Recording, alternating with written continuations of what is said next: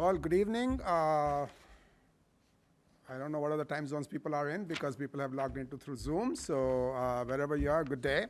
My name is Ravi Anupindi. I'm a faculty at the Ross School of Business here at the University of Michigan, and also faculty associate at the Danya Human Rights Center. So I really want to thank the Danya Human Rights Center for this opportunity and asking me to moderate this talk.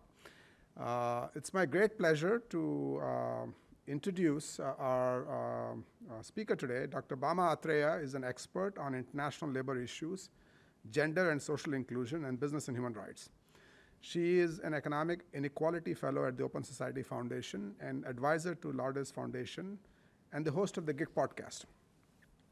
She has extensive experience, and she's developed and led multi-stakeholder initiatives with global corporations on labor compliance, and has worked and written extensively on labor and gender in US trade policy. She served as one of the founding board members of Sweat-Free Purchasing Consortium, an entity serving state and city governments in the United States who have adopted legislative or executive commitments to ethical procurement. She's on the board of directors of Green America, advisory board for Worker Info Exchange, affiliated as a fellow with Just Jobs Network, and a regular contributor to Inequality.org. She recently served on the Biden-Harris transition team, providing expertise on gender, equity, and inclusion issues. And she holds a PhD in cultural anthropology from the University of Michigan. So it's great to have her come back, though this is not the first time. She comes quite frequently. She serves on the advisory board of the Urban Institute as well here. I met her many, many years ago on a net impact panel that the students had put together and asked me to moderate, and that's how I first met her. And we've been meeting and having periodic conversations ever since, because at least some interests overlap, and I really respect her opinion. So really glad to host you here, Dr. Bama Athreya, or say Bama. To the audience who are on Zoom, the format will be, shortly Dr. Athreya will give her remarks, and then we'll move into Q&A. So on the Zoom, I'm sure you're familiar with the webinar structure.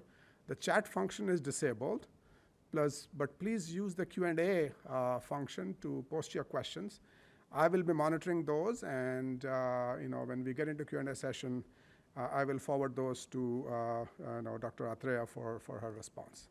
So without further ado, let's welcome Dr. Bama Athreya to the Danya Human Rights Center lecture. The topic, I didn't mention that, but you're familiar with that. Beyond privacy, emerging rights challenges in the age of big data. I think I was quite fascinated by this topic because we all live in big data. I'm sure if there was a bigger, I can't watch people on Zoom, but if you could do a poll, how many people use Uber or Lyft, we could probably get a sense for, we're all familiar with it, and actually live in, be part of this ecosystem of big data. But this is a different lens to the challenges of human rights issues in the big data space. So really looking forward to your talk. Bama, over to you. Thank you. Great. Thank you all so much. It's such a pleasure it's always a pleasure to be back at University of Michigan, and a pleasure to be with you today. So, I want to start by saying what got me interested in this topic was precisely that I had worked on human rights and particularly labor rights issues in a variety of supply chains over the years: apparel and footwear, cotton, cocoa, rubber, electronics, and in the course of the past 20 years, there's emerged a lot of good thinking in the human rights community and frameworks for business and human rights. We speak a lot about supply chain due diligence, mandatory human rights due diligence in supply chains to ensure that the most vulnerable workers in those supply chains have their rights protected and respected. And yet, as I did this work, I was noticing increasingly that even in very low-wage sectors, digitization was having a profound impact in recent years. And even in very low-wage precarious sectors in least developed countries, you couldn't do your job without being online. And that has qualitatively shifted not only the nature of work, but also the nature of human rights due diligence. What is appropriate business and human rights due diligence in an age of big data? So one thing that I've started talking about is the fact that we used to talk about how the economy was globalizing, supply chains were dispersing, we were seeing more and more production and extended supply chains touching multiple countries. No longer. We are now in a digitizing economy. So we need to think about where our human rights frameworks came from, what they do, and whether or not they're still fit for purpose.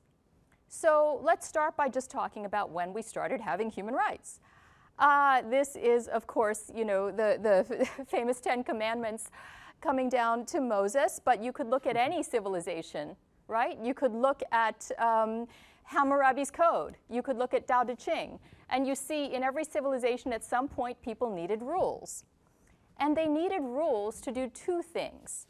First, to formalize power structures, but second, to limit what people could do to each other.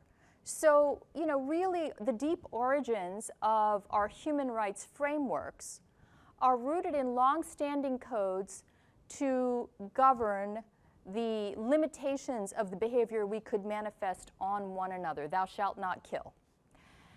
And that is profoundly important because in that human rights relationship, there are people. There is a perpetrator, there is a victim. So, what do you do when the violator of your rights is actually not a human being, or at least not obviously a human being? It raises a big question when we look at the nature of how certain human rights harms are perpetrated in a digitized economy. So we're going to introduce some terms that are not necessarily that familiar to practitioners in the human rights world, and I'll explain them as I go, because we need to understand what we're dealing with in order to understand the human rights harms. So the first thing I want to talk about is data extraction. We live in an economy where every online transaction that we engage in involves data about ourselves, personal data, that is extracted, harvested, and aggregated into large data sets. Every time you make a purchase on Amazon, right? Every time you use Venmo to pay for something, any kind of economic transaction you're doing online is giving someone data about your behavior, and probably a lot more data than you think. And that is being used, you know, again, it's being used in big data sets that are possibly worth something today, possibly simply an asset that a corporation wants to hold for future use. And here's where we start to see the first dilemma of our human rights paradigms. Digital rights advocates have been concerned for some time over this problem of data extraction. However, many of them have seen it largely from the lens of individual privacy, individual consent. Now, I'm here to say I don't think that's our biggest problem today, and here's why. Let's start by looking at a human rights norm, a standard that I have particularly been familiar with and worked on for some time, and that is a human rights framework that is intended to address human trafficking. Okay, this is the Palermo Protocol. It is a UN treaty, and it is particularly relevant when we look at the examples of why frameworks are no longer fit for purpose. And what I want to point out in this particular framework, back to my point about the conceptualization involving human beings both on the end of the perpetrators and the victims, is that force, fraud, coercion, deception of some kind, must be present, right? That is an indicator of human trafficking or forced labor. And that requires someone to actively try to coerce or deceive someone. But when we look at the forms of work that are happening in the so-called gig economy or the digital economy, that's not actually what we're dealing with. We are dealing with something I call distributed exploitation. There is not a single perpetrator that is clearly the origin of the coercion or the deception. Instead, there are a number of data points that are aggregated and systematically over time lead to exploitation of the worker at the other end of that equation. Now, I know this sounds a bit complicated, so I'm going to explain in a few slides some of the manifestations of this. What does this look like in practice? Okay, let me start with something very simple that, in fact, probably is something that any of you that have had a transaction online have engaged in, and that is ratings systems. What is a rating system? A rating system is when you engage in a transaction, and at the end of that transaction are asked to simply, put in a simple click, how did you like your service? 1 star, 5 stars, So you put that data point in. You, the individual client, have put in a data point that has now become part of this distributed exploitation system. But you didn't mean to do that. So are you guilty of coercing the worker at the other end? Let's explain in a little more detail exactly how this works from the worker's point of view. And this is going to involve some math. So I think we can engage our online audience as well as those in the room in the math exercise. I have 2 problem sets here. They're both pretty simple. What I would like you to do is take a minute, and I'll be quiet, to solve either the problem on the left-hand side or the problem on the right-hand side, or both, and tell me what the answer is.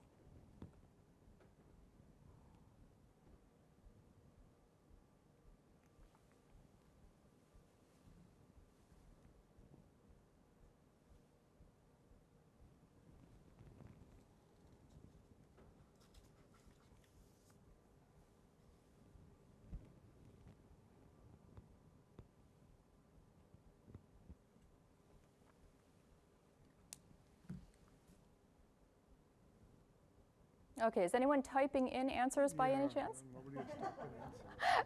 Please. I don't think you get 4.6 on both sides. Okay, you get 4.6 on both sides, okay? And I want to help you understand what these scenarios both look like from the worker's point of view. If you've been, if this was a rating you gave to an Uber driver or a DoorDash delivery person, what does this look like for them? Or indeed, one of the many workers I've spoken to in other parts of the world that are on similar platforms. On the left side, here's what it looks like. You made 10 deliveries. 9 out of 10 of those deliveries were perfect, and you got perfect ratings from the clients. In one case, somebody was just pissed off and angry because their food was cold and it wasn't your fault, but they were pissed off and having a bad day. So they took it out on you. They just put a 1 in there. Because really, from their point of view, you just click 1, move on, you feel a little better about your day. From the worker's point of view, their average on the platform has now dropped significantly, even though what actually happened that day was that they provided perfect service across the board and just happened to have one client who was not very nice. And many platforms, we do not realize this, many platforms will actually penalize workers who fall below an extremely high rating, something like 4.75. So you've just fallen below that magic 4.75 number for reasons that have nothing to do with your own performance. And that is not something that you can control or you can do anything about. Now let's talk about the other scenario. You have 10 clients, they all rate you well. Some of them give you a 4, some of them give you a 5. So one thing that some sociological research has discovered about the way clients perceive ratings is we don't perceive them as necessarily, when we do these ratings, we think, okay, well, I mean, no one's perfect. A 4 is good, right? I mean, this person was pretty good. I gave them a 4. I gave them a good rating, right? But the platform is insisting that they must have the 4.75. So once again, your DoorDash delivery person has fallen below the threshold and is now no longer going to be given favorable jobs as a result of the fact that 4 of you, thinking you were doing a good thing because you were giving a pretty high rating, actually brought their average down below the mark that the platform considered acceptable. And this is a known factor, right, with how people, many of you may know this better than I do, a known factor with how people understand rating systems and why it's actually so hard to have perfect ratings. But the nature of the platforms is intentional, right? The design is intentional, even though the intent of each individual that puts in the rating is not. Again, distributed exploitation. The design, in effect, coerces that worker to do everything they can to please the client because they cannot afford even a 4. Even a 4 is a danger of bringing them below that threshold where they will be receiving more work. And this is what I mean by internalizing control, right? You distribute the exploitation and then internalize the actual manifestation of it, the exploitation, into something the worker themselves does. Let me give you 2 examples of that, which are, in fact, quite dramatic, so you understand the gravity of the issues we're talking about. One example is, it's one that's been reported recently in the news, Uber drivers whose passengers refuse to wear masks. And the drivers complain to the passengers that they have to put on a mask, and the passengers give them a 0-star rating. Now, Uber hasn't said you can't give an Uber star, a 0-star rating. The client has every right to put a 0-star rating in there whether or not they feel like wearing a mask. But the driver knows that this is a coercive behavior intended to get that driver to engage in risky, unsafe behavior in order to keep their rating up. So this is a very clear form of the kind of coercion I'm talking about. An even more insidious form comes from research that a really wonderful group in Thailand is doing with domestic work, people who do domestic work in other people's homes through platforms. They get the gigs through platforms. And people who deliver massage services to clients via platforms that match them.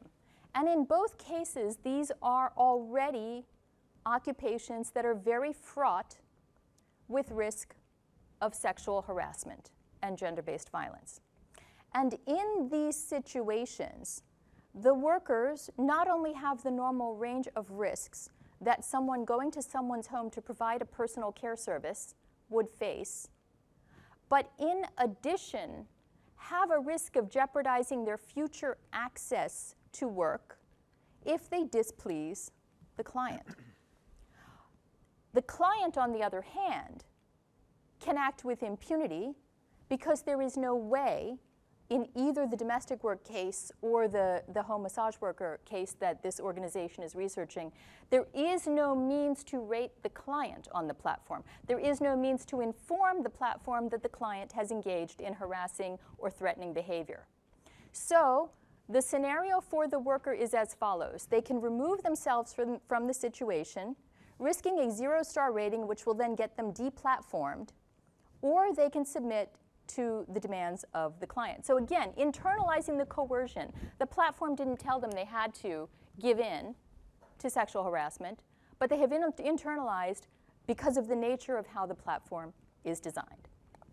Let's go on to another example of how this works, and that is gamification.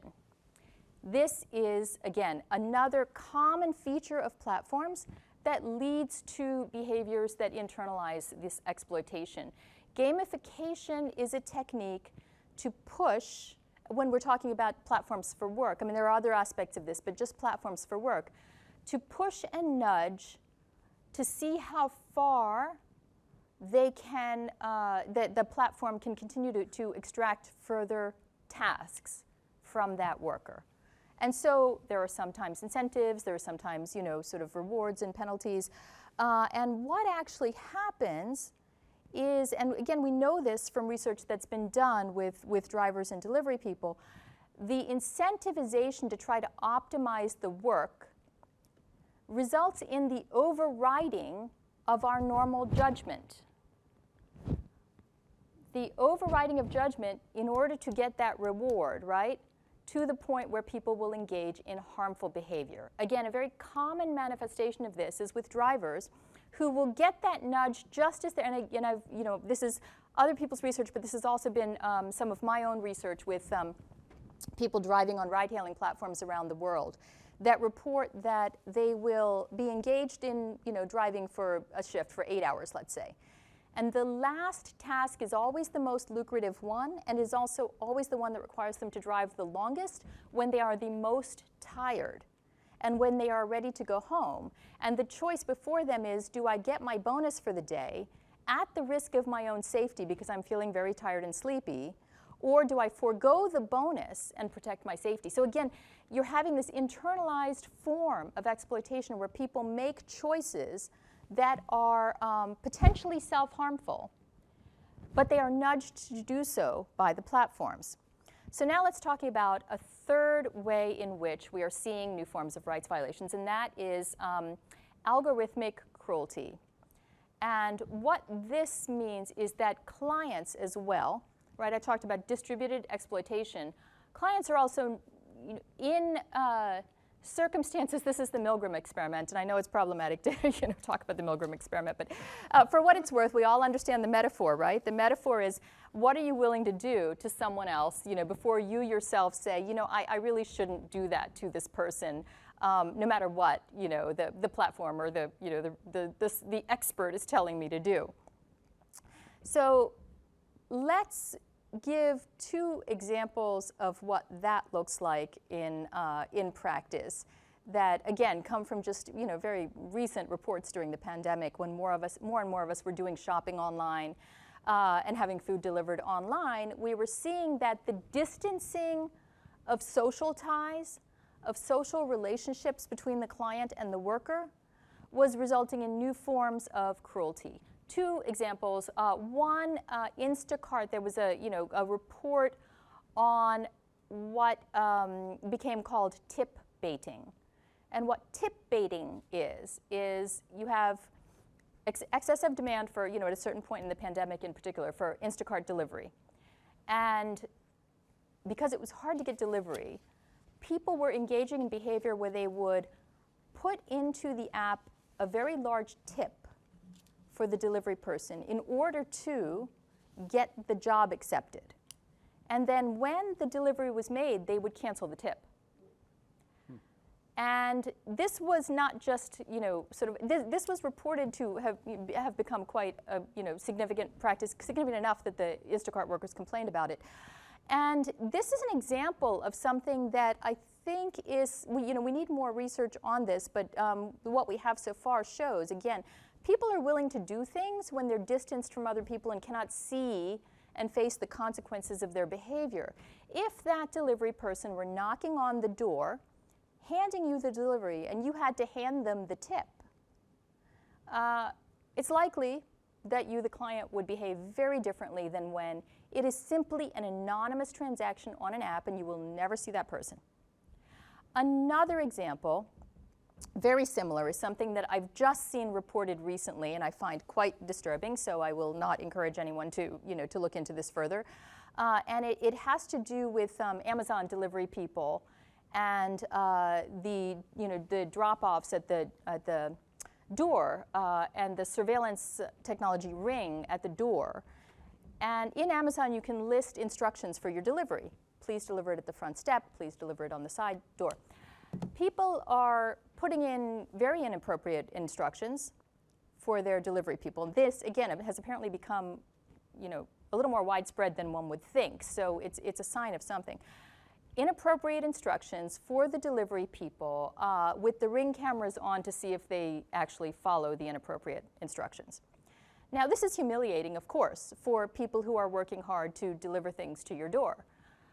And it is extremely unlikely that if a client opened the door and saw that worker, they would ask that person to engage in such behavior. Indeed, it is very likely they would simply thank the person. So again, we're seeing the rise in and normalization, to some extent, of behaviors toward workers that are really new forms of rights violations that we have not quite gotten a grasp on how to address. So I've introduced some new terms in this talk. I've got a couple more to introduce, but let me talk about this. Something I want to talk about first is, what does this all look like? So far, the examples I've given have been examples we all can relate to because they happen, in North America. What happens, except for the Thailand example, but now I'm going to talk a little more about what happens when we are looking at all of these coercive, means of these new forms of digital coercion taking place, and the workers are already extremely precarious and extremely low wage and extremely vulnerable to exploitation. Take, for example, a tuk-tuk driver in Cambodia. In the past, that driver would hustle to get, a ride, someone to take a ride, would negotiate and haggle with the client for that ride, and it was hit or miss. This is precarious work, right? This is informal work. This is the kind of work that most people in the world do. And it's not great, but there was a little bit of autonomy and a little bit of control that tuk-tuk driver might have to decide whether or not to take the client if they got the fare they wanted or not. That little bit of control has been stripped away. And again, other forms of control as well. The question of whether, if you're a driver, you can ask someone to wear a mask or not. Can you, if they are drunk and they're being rude to you, can you ask them to get out of your vehicle? All of these things, the control over this has been reduced in the digital economy, and we need to take account of that and decide how it relates to our frameworks on force, fraud, and coercion. So, just a couple more terms to just get our heads around, because we cannot think about new rights frameworks without understanding what we're dealing with. Algorithmic management. So the different things I've described feed into systems that are intended to take all those little data points that are provided by both clients and workers about every transaction and use them to inform systems that are intended to further optimize the work provided and the profit extracted. And that is what the codes do. And so, we have this term that we need to get our heads around now, algorithmic management. Another term that's very, very important is algorithmic bias amplification. And this, too, we've only started to have any research on this in the world of work, and we really could use more. If your ratings are, let me put it this way. So the data points that go in reflect the world as it is, but they also are amplified by the algorithms to exaggerate the world as it is with respect to some of our tendencies like bias and discrimination. So the brick and mortar employers are subject to anti-discrimination statutes, codes, laws. But distributed exploitation means that if you are systematically facing lower ratings, for instance, because you're a woman or because you're a person of color, the platform is not accountable for that. That's distributed bias, right? So who is responsible at the end of the day if systematically over time there are less and less women, for example, driving for Uber because they systematically get lower ratings and fall below that magic number?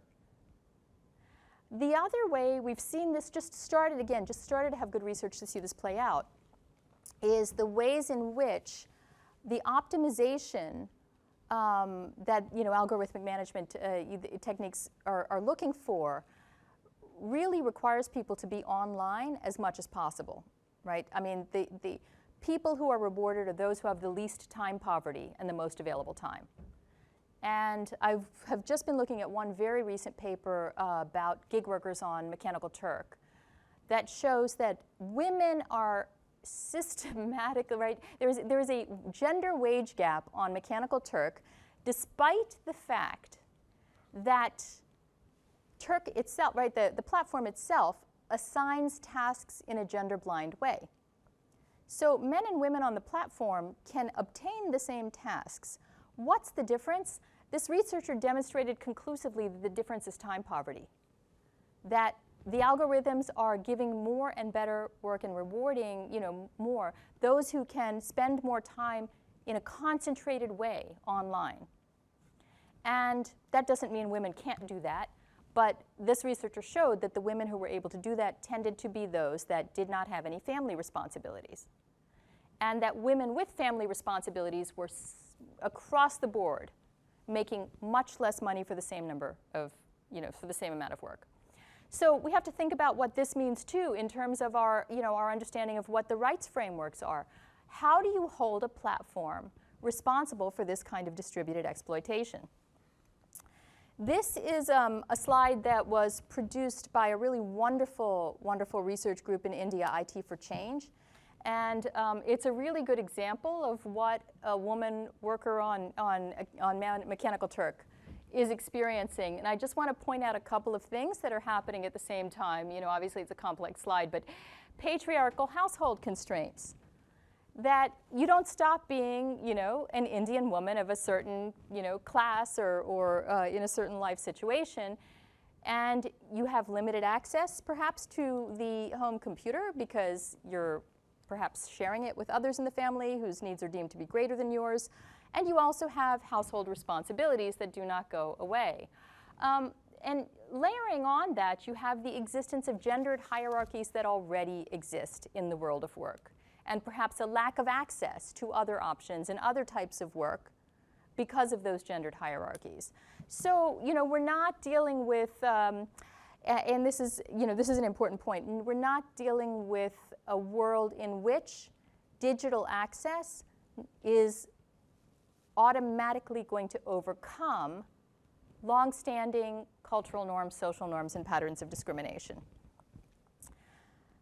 So on that note, what I want to do, though, is show you a short video in just a minute that is part of the response, because we don't all just want to be, gloom and doom. This is, this is not looking good for workers. What are workers in a place like India doing about this? Could you please play the video?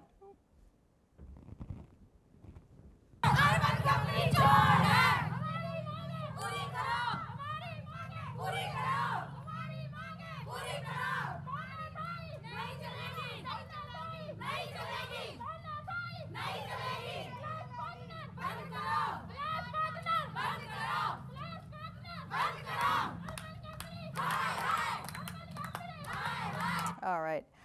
So let me describe what this company was and what those women were protesting. This took place just last month, or actually December. A beauty care platform called Urban Company was established in India that was really just gigifying work that had long been done. There is a personal and beauty care service sector in India that has existed for some time as part of the sort of informal economy. You can have someone come to your home to do a facial or a manicure, or a pedicure, or a haircut. And this is, this has been a common feature, and a legitimate part of the informal economy.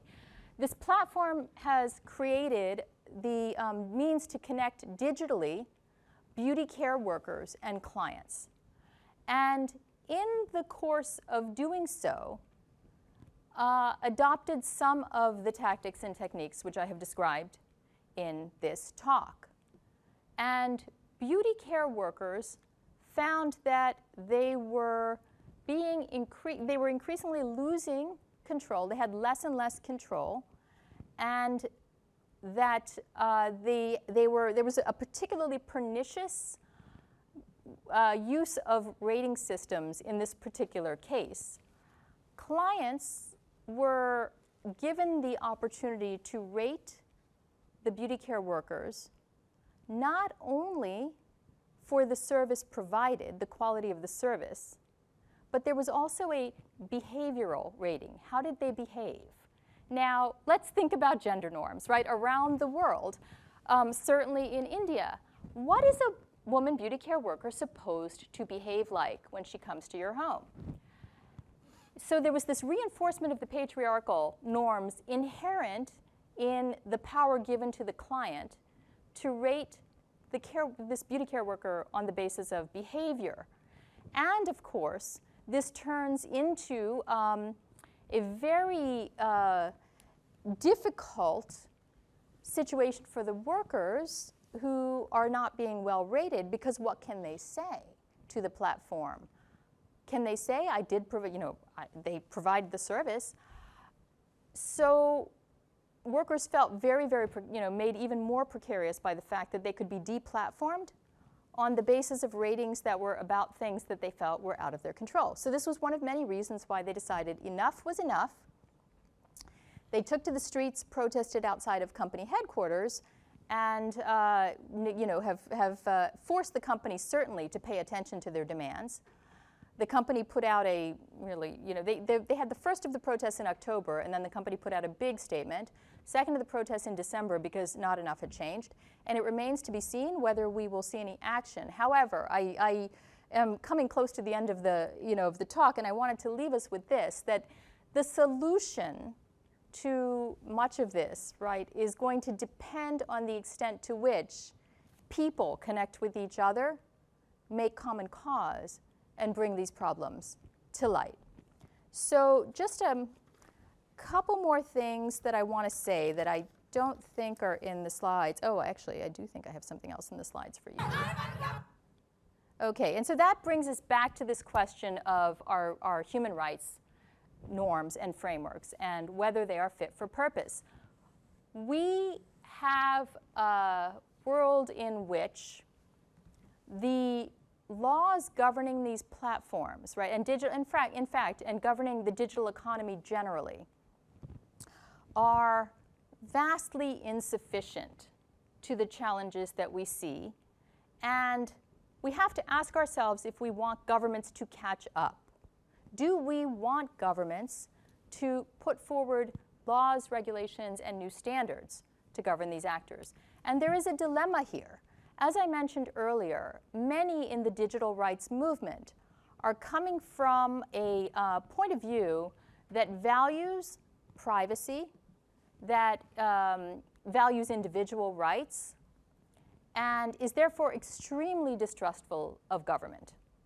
So we need to ask ourselves whether, in a world where we're not really enabling government to set these standards, are we willing to trust that Zuckerberg will do the, in Mark do we trust, right? So will he do the right thing?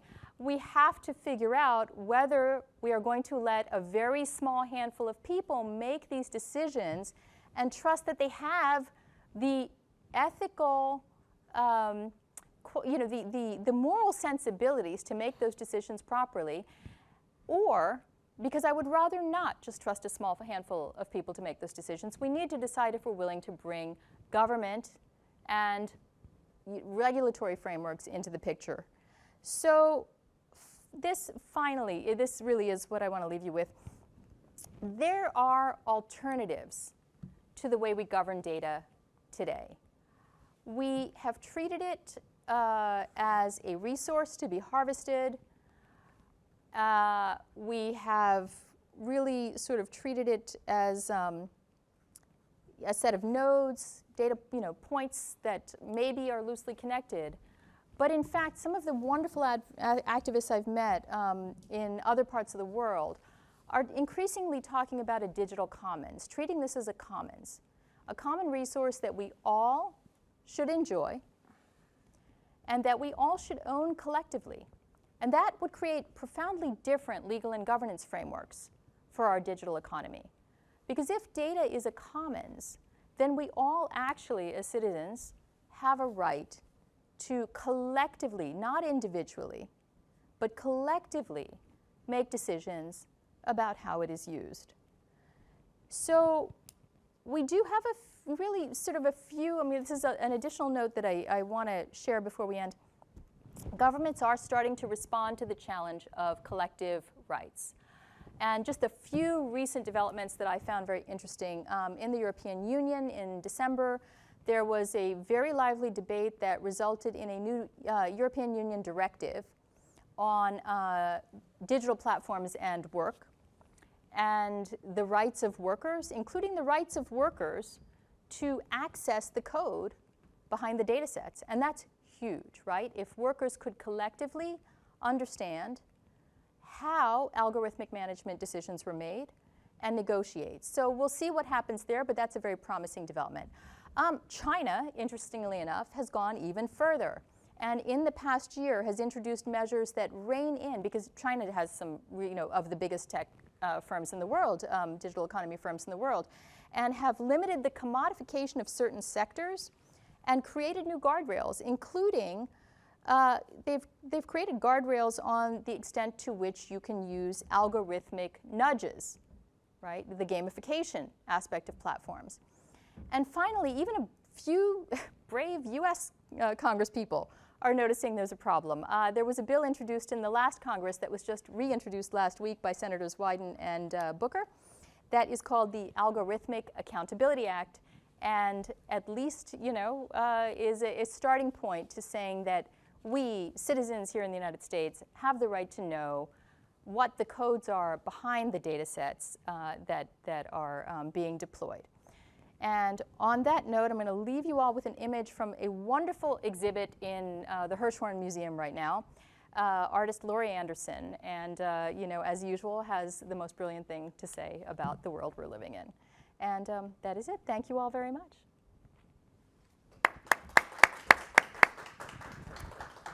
Yeah, I'll just have a seat here.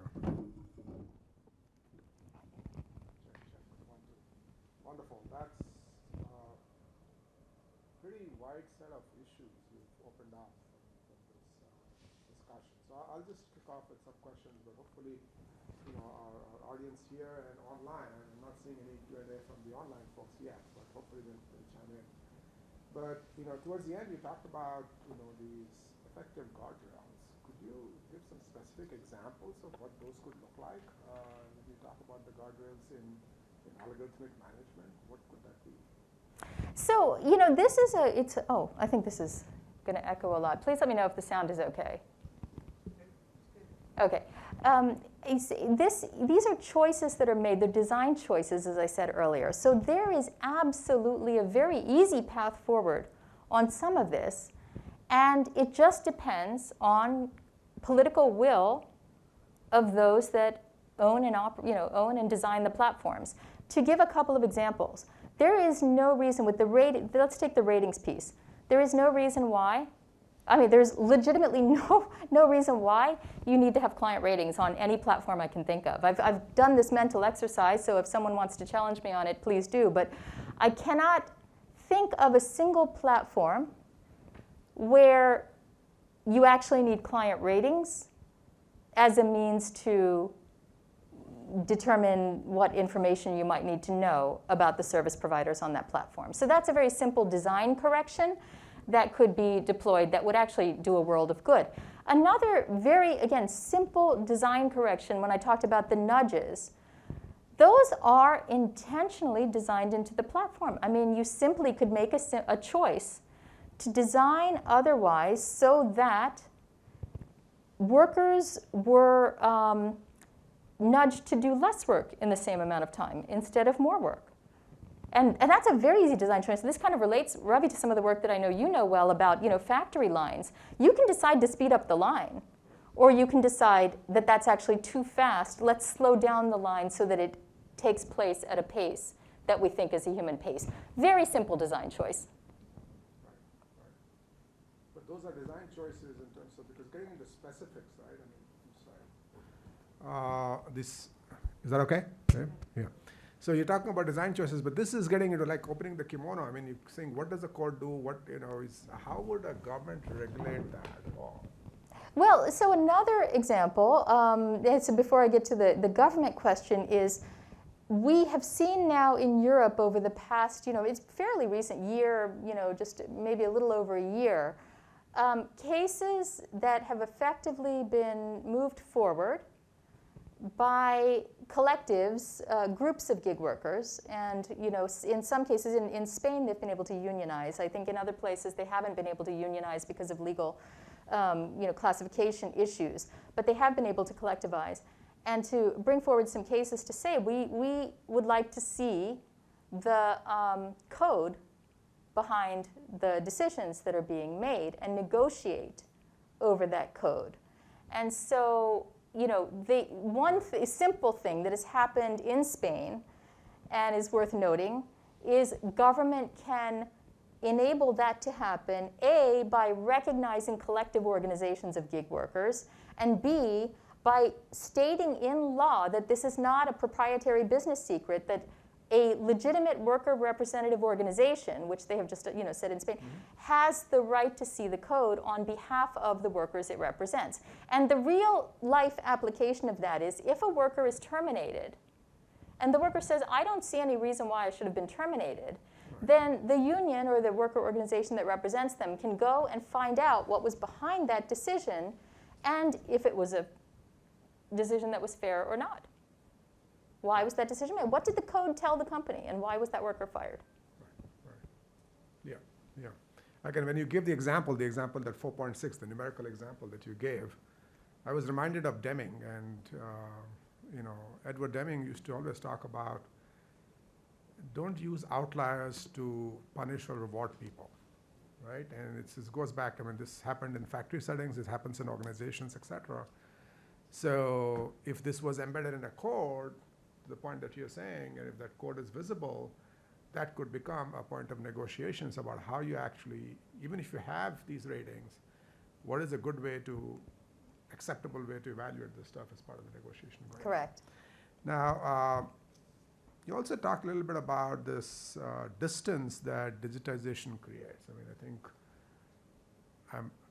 psychology is not my field, but the construal theory is something that I've been told exists, which talks about how people treat when you're close versus far. But one could, even in the physical space, one could talk about that if I see an exploitation in a, where somebody is serving me, that's one thing.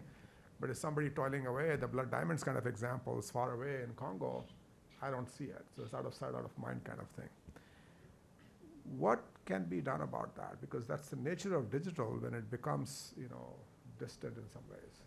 Yeah, no, and I'm going to give you a practical answer, but I also want to just acknowledge the moral point, which is one that really troubles me, Are we seeing a reduction of empathy overall as a result of the way we are now transacting with each other? And thinking about social capital in economies. And I will tell you, before I come to the question, I will tell you, I was in an earlier sort of phase of witnessing this technology in least developed countries, encouraged because things were so bad for informal workers and they were relying on social capital to get jobs. But social capital means word of mouth, right? Yep. It means networks. And I thought, that's very fraught. Someone could easily exploit or traffic this worker and just convince them, oh, we're taking you here to do this job in a restaurant, don't worry. And this could be very fraught. But seeing now what's happening in digital, I realized, but at least they had that word of mouth network. There were actually human beings that, collectively were aware of what the worker situation is. So I'm not really sure we've done anything better for anyone in this transition to letting them find that alleged restaurant job online. I think we've just, again, distributed the exploitation. Now, back to the specific point. We actually could build in required transactions that involve human contact. Like, for instance, a very simple for instance is, and one I've been thinking about because I've been interviewing drivers around the world, is that in the economy of the pre-app, transportation world, you would take a taxi, and when the taxi ride was over, you would have a cash transaction directly with the driver. Mm-hmm. And that might involve a tip. Now, your behavior and your decision to tip is inevitably very different when you are handing a tip to another person than it is when you're just deciding after you've already gotten out of the car and are already, up the curb, whether you're going to put in 10% or 15%. It becomes much easier to just say, I'm just not going to put it. So, here's a design, again, a design thing that doesn't solve the bigger moral dilemma, because I'm still very concerned about that bigger moral dilemma, but solves the immediate need for the worker is simply do not allow tipping online. Right. You can push that further. In some of the writings I was reviewing, your writings, in terms of if workers have some challenge or some complaints, they just can't get to any physical person to speak to. And so perhaps even that could be, in some ways, designed in, saying, either based on the nature or something else, you need to be able to provide, let's say, after 2 calls, you need to kind of be able to talk to a human being and make that decision or something. Right? Well, yes. So last year, 2021, the ILO puts out an annual report, and last year's flagship report was on workers in the digital economy. And one of their major recommendations was put humans in the loop. Mm-hmm. That if you are running a platform, put humans in the loop. There should be someone who will pick up the phone if you call and say, something has happened, I have just been harassed, or something has happened. Right, right. So I have many more questions, but let's see. Let me first give folks who are here, anybody who wants to ask a question, and then I'm seeing now it's slowly building up. I have a couple of questions online. Yes?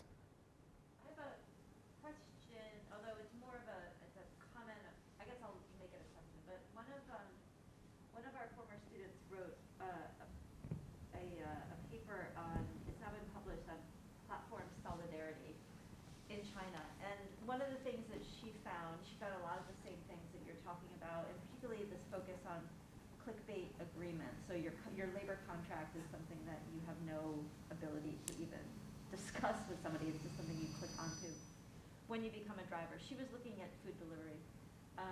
But one of the more optimistic things that she found is that it also provides a kind of virtual space for drivers to organize online.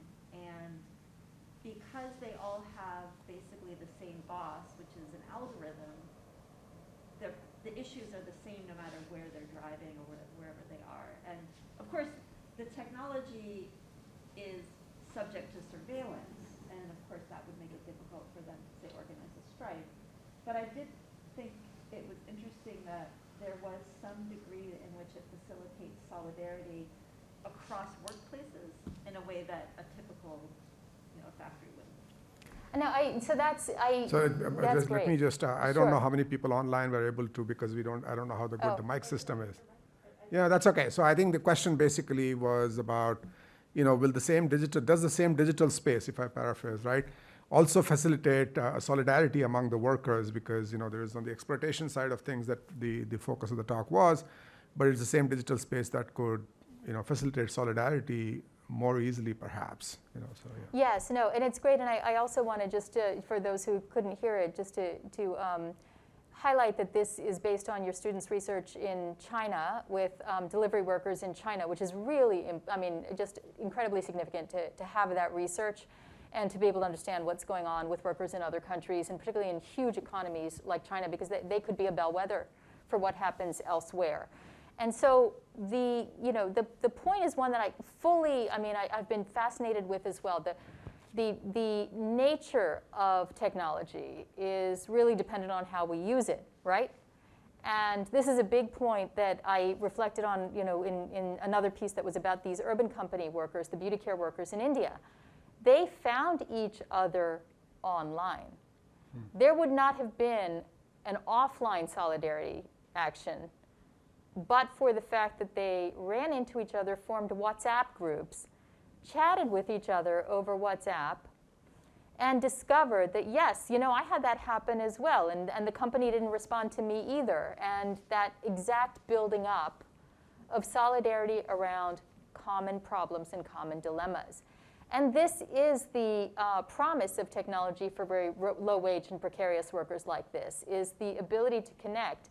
And I've been particularly fascinated with this when it comes to domestic workers who are extremely isolated and otherwise extremely vulnerable and would not have normally other ways to find and connect with each other. So I do think there's tremendous promise, and I think the peril has less to do with the fact of the digital technology and more to do with the nature of who we allow to control it.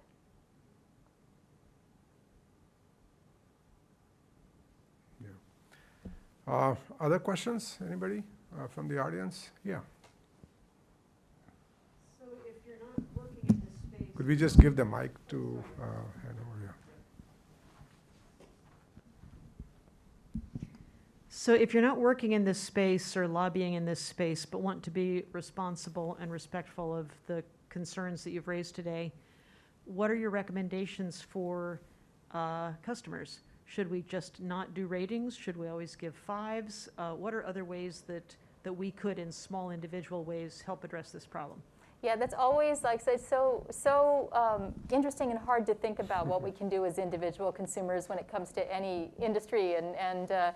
So I will convey to you what gig workers that I've spoken to, who are not representative of the whole universe of gig workers, they are the ones I'm in touch with, have said, and that is always give everyone a 5 rating, no matter what kind of service you received. And it's because we need to game the system. Now, that's not a long-term answer.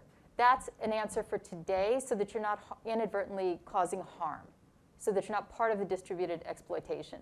It doesn't actually solve the problem, and it certainly doesn't, so it doesn't mean that worker is going to, this is the other thing to be mindful of. I mean, the worker's not actually going to get the feedback, right?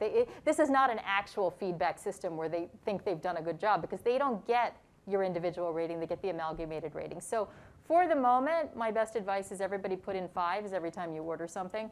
In the long run, I think there are some interesting things. It's always good to be able to take local action. So interesting things we can think about at municipal levels.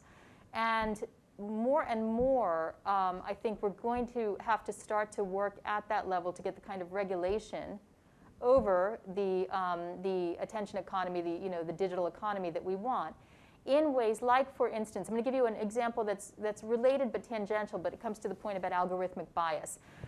It was discovered by a researcher that works deeply on these issues that Facebook was systematically engaging in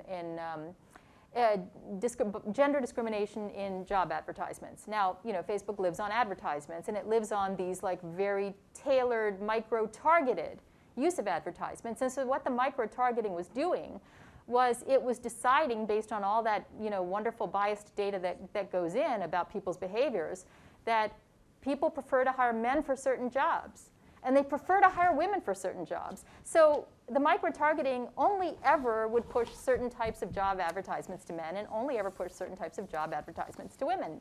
Now, the employer might not have meant to discriminate, but Facebook was doing it for them.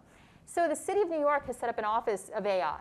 And that was one of the primary stimulus behind that, to say, we need to actually get our arms around what we're willing to allow in terms of this targeted, form of advertising. In this case, it's advertising, but really they were trying to get their arms around discrimination generally in the use of, can companies do things that enable discrimination? Because we don't have that in our laws right now. So I think, we'll look and see what happens in New York. You could do that in really, there are variations of that you could do in any municipality or state. So there's a lot of interesting stuff happening at local and state levels that is worth watching.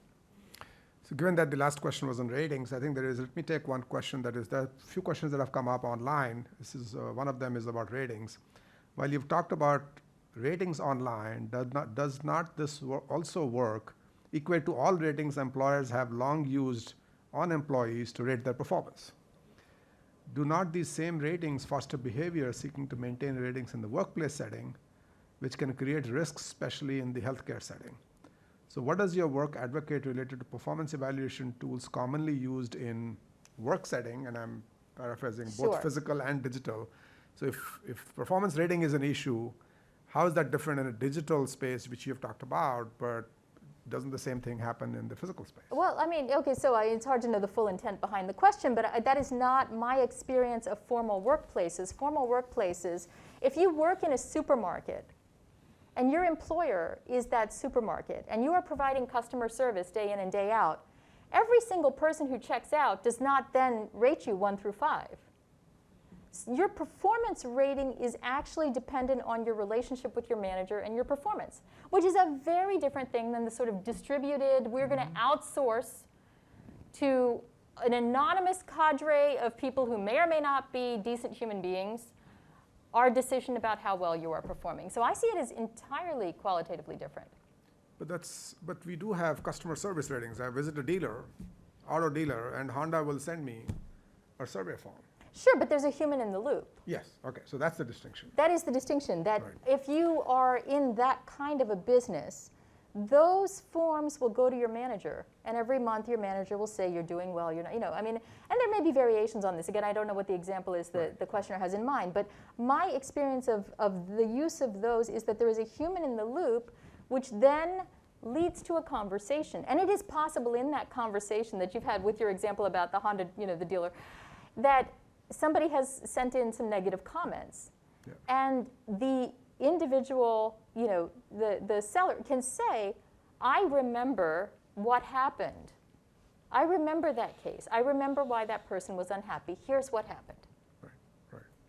Though the dealer always tells me to rate 5 every time I kind of get the Oh, survey, sure, and I'm right? sure you always do. So. Was there a question? Yeah, okay. I mean, so when you were talking about ratings, what I thought about was teacher ratings, for class ratings. I didn't want to get that. But so I wanted to ask you. I mean, you've focused a lot of time on ratings here, but it seems to me like there are other ways in which algorithms can really be oppressive. And so, like, imagine sort of how quickly a customer service, right? How quickly do you get through complaints, or like how many calls can you take in an hour? I always think about that when I'm, sitting on hold waiting for that. On the other, or companies where workers are empowered to say, I will give people $50 to shut them up or to make them happier, like whether or not they have a legitimate complaint, and then so how those things are, how workers are penalized for using too many of those rewards or things like that. So, I mean, you focused a lot on ratings, but I'm just wondering whether there are other types of algorithmic control that you would also consider really problematic. And some of those things, for instance, it's not clear to me that a human in the loop would solve. Well, I mean, I think I've talked a little bit about them.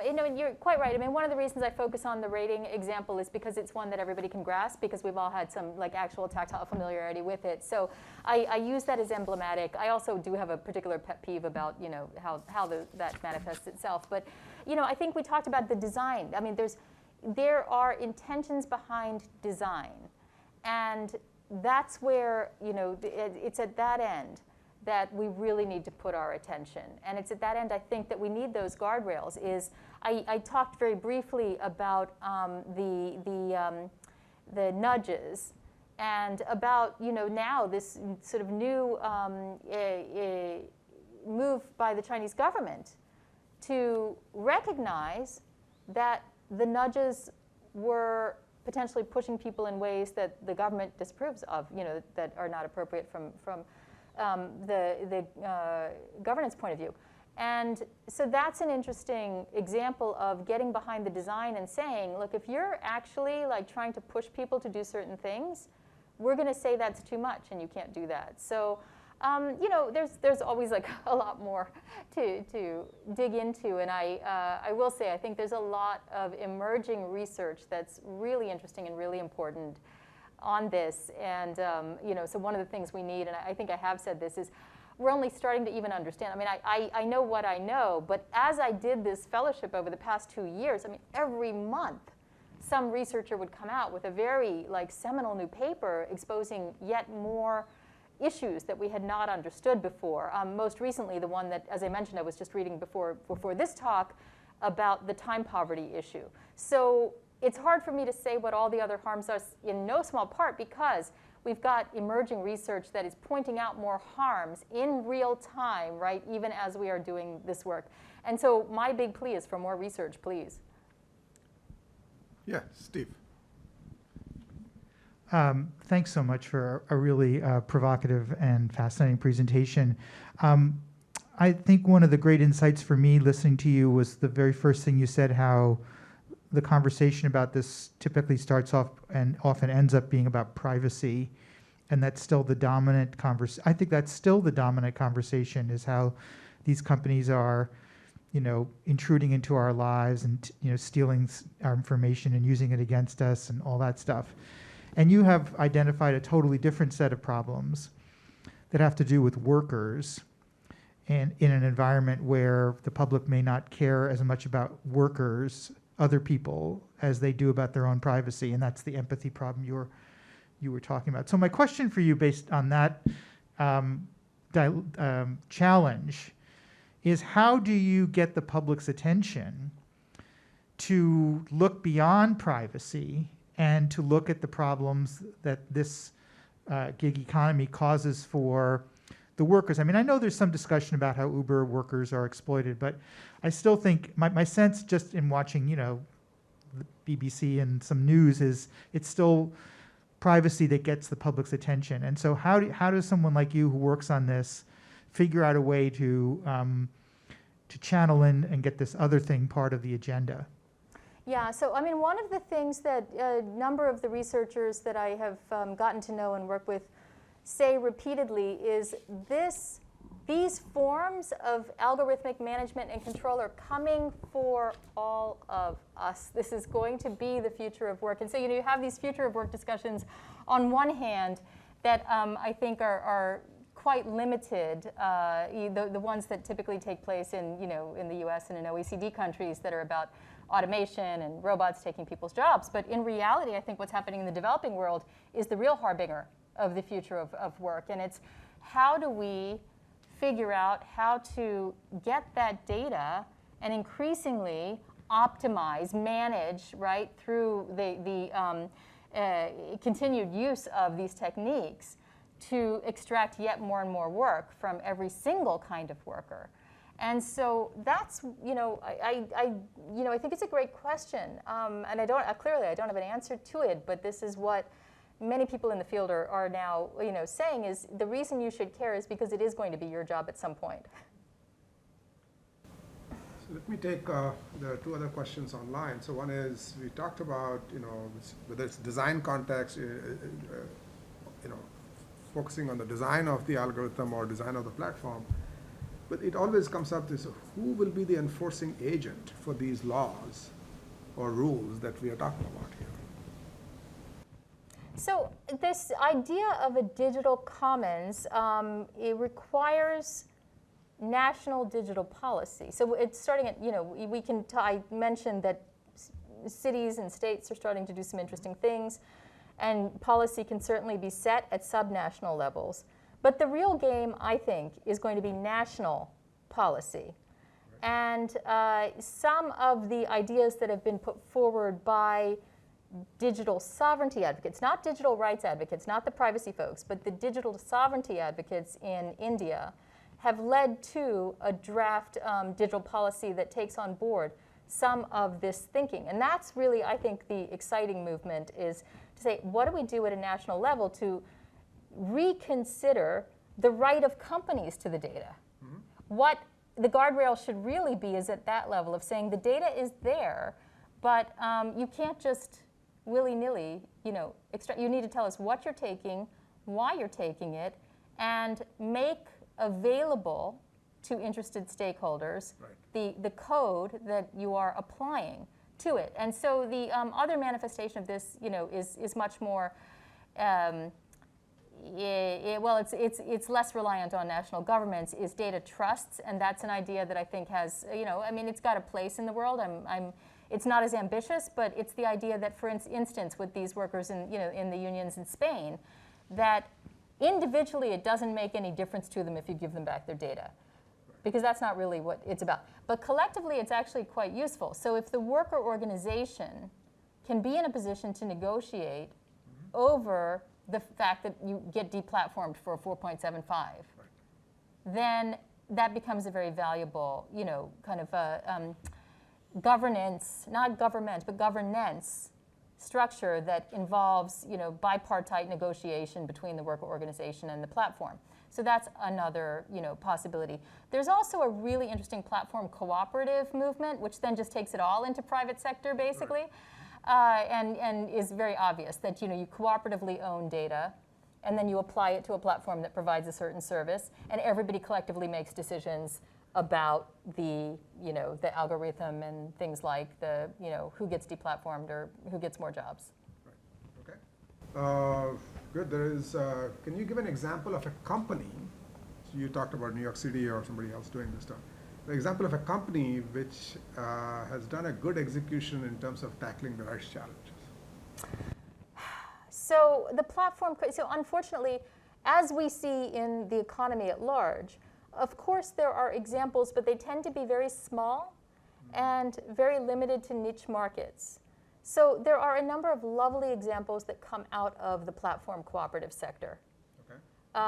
And just to call out one, because I know people like to go look things up. There's a one in Chicago called Driver's Seat Cooperative, which is worth looking up as a good example of this kind of model, right? And so there are entities that are starting to use this idea of collective decision making, but they are very small right now. And until we change the rules of the game, they are not going to be able to penetrate the market. In the same way that we've seen over years that ethical business, fair trade businesses, for example, they're not going to get the big market share because the rules are rigged in ways that do not favor ethical trade. Yeah.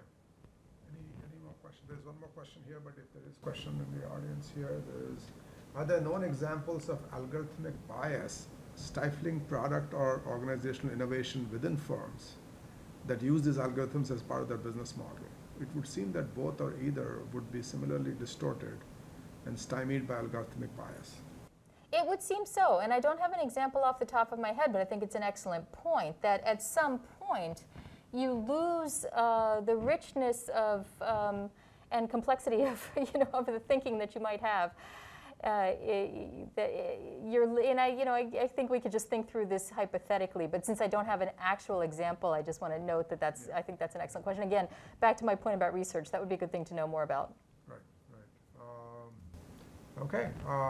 Any other questions? I don't see any from the audience, but this has been great. I think one of the other pieces I would say there is some discussion, at least in our communities, is not about rights issue, but even in businesses, this idea that I can build a black box. So can you interpret what the black box is saying? Because managers are very hesitant to adopt decisions that comes out of a black box. So this notion of interpretability of the outputs of an algorithm. So I think has some validity here as well, because maybe we could put the onus on the algorithmic designer to say, not just give the black box, what's really going on? Because even if you had the workers' organizations, you give them the data, you give them the code, then they have to figure out what is being done. But there has to be some kind of a requirement saying there's interpretability of the algorithm. Yes. Right? And this shows up in other settings. Would doctors really take advice from an algorithm if they want to know, so why are you suggesting this? Well, I don't know, it's a black box, right? So that's kind of an idea that could be pushed forward here as well. So, right? No, I completely agree with you, and I think that is something that some of the folks working on data trusts are looking at, right? Because otherwise it's impossible to manage. Even if you have the agreement set up to have a data trust, as you put it, what do you do? How do you make that meaningful? So that is something that's a real live question to grapple with right now. One of the issues coming to mind, which is really not about, maybe it's not about platforms, but it's just about digitization, because the journey of digitization started years back, even before internet. And there was this phrase that I've come across saying, anything that can be digitized can be outsourced. right? So now you superimpose on that this platformization. What is that doing? And I think to some extent the distance issue, who's doing the work, where is the work getting done, does that, in addition, add to some of these exploitation issues? Because then you cross, just like we've seen in the physical space of, US can pass laws about worker rights, but then when you get into global supply chains, and it's, there are different countries coming in, how does that come about in the digital space then? Yeah, so that's another problem set, I think, that has to do with whether we are seeing a digital race to the bottom in certain sectors. And I think that's going to look different sector by sector, but a lot of service type functions that can be done anywhere in the world. I mean, and we can take some simple ones like, like sound production, music and sound production for commercial purposes. I mean, anyone could have the talent to produce a piece of, music for an advertisement or for, a commercial purpose. And you could get that anywhere in the world. And indeed, that means that you are now having artists in the developing world competing with artists in the US with very different pay points for, sort of pay scales for the typical work that they produce. And again, other people may be looking at this. I haven't looked at what it has meant in terms of the erosion. This is the real question, right? The erosion of the ability to make a livelihood for those in the U.S., even journalism. I mean, this is affecting all sorts of things. You can outsource proof. Right now, of course, people are outsourcing proofreading. That wasn't the case a decade ago. Right. So that opens up a whole other kind of set of issues where, this is the kind of examples we were talking about here in this, it's the delivery people. So there is a, at least a physical aspect of everything going on. But the other case, then it's unclear. It is. I mean, I really do commend this ILO report, which broke down into those two segments of the digital economy, the task-based, which requires location. Location is very important. And the cloud-based, which really does mean you can do it anywhere in the world. Okay, task-based versus cloud-based. Right. So just, kind of in closing, I think I would like to ask you, because we are in a university and kind of thinking about what different disciplines does it cut across, and who do you, if you have to make an appeal to, what kinds of disciplines need to come into and have something to say about it and do some research? Because if I look at in my space as in a business school in an operations research kind of operations management department, all they're thinking about is how do we do better pricing to attract more customers. And so, yeah, okay, fine. I mean, that's perhaps important, but so I just want to kind of hear your thoughts about, from a research perspective. Clearly, there are lots of open areas, but is there certain perspectives that need to be brought together? I'm just answering this based on some of the things I've been reading that I love. And what I'm noticing is this very happy confluence in the space that crosses over between hardcore artificial intelligence researchers and anthropology, my discipline. And I mean, the people who are sitting in that nexus are really doing amazing work. So, which is not to say that lots of other disciplines don't have a lens on this that is critically important. I just am seeing some really interesting work being done by those who really get and understand code and artificial intelligence and how it works, and people who have that life history sort of take, and grounded sort of worm's eye take on social science research. Right. And just to kind of building up on that, we just went through our faculty recruiting, and it seems like fairness and equity is a big topic that everybody's looking into. But I think going back to where you started and what Steve pointed out, the different lens you're bringing, it's not on individuals as citizens, but the workers' perspective. All the fairness discussion is around, are you fair to whoever is receiving the service, but taking the same fairness, equity issues from a worker perspective. Yes, and not just a worker perspective. I mean, if I can end on a very big, very big comment here. We cannot have the future we want if we act individually. We are only going to have it if we are willing to trust each other. Trust each other enough to work for it collectively. Well, on that note, thank you so much, Dr. Bama Athreya, for coming here and really addressing this great topic. When Steve reached out to me saying, would you be willing to host something, and I was thinking, I think there is not enough discussion going on around this intersection of tech and human rights. So I thought this was part of you. So thank you. It was a pleasure. Thank you so much. Thank you.